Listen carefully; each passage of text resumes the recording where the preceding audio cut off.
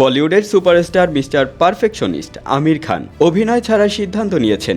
সম্প্রতি এক সাক্ষাৎকারে তিনি জানান, দীর্ঘ সময় ধরে অভিনয়ের পরে এখন তিনি অবসর নেওয়ার পরিকল্পনা করছেন।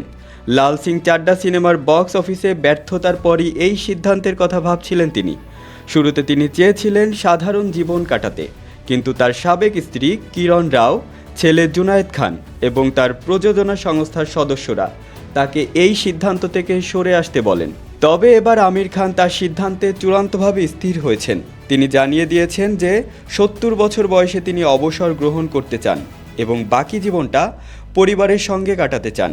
এই সাক্ষাৎকারে আমির খান বলেন, আমার বয়স ৫৯। আশা করছি আমি ৭০ বছর বয়স পর্যন্ত সুস্থ থাকব এবং তখন অবসর নেব। তবে এখন আমি একসঙ্গে ৬টি সিনেমায় কাজ করছি, যা ক্যারিয়ারে কখনো হয়নি। শেষ ১০ বছর আমি সর্বোচ্চ কাজ করতে চাই এবং নতুন প্রতিভা তুলে আনার চেষ্টা করব। অভিনয় ছাড়ার চূড়ান্ত সিদ্ধান্তে আমির খান কিছুটা দুঃখিত হলেও তার পেশাদারী জীবন এবং ভবিষ্যৎ পরিকল্পনা নিয়ে তিনি অত্যন্ত আশাবাদী।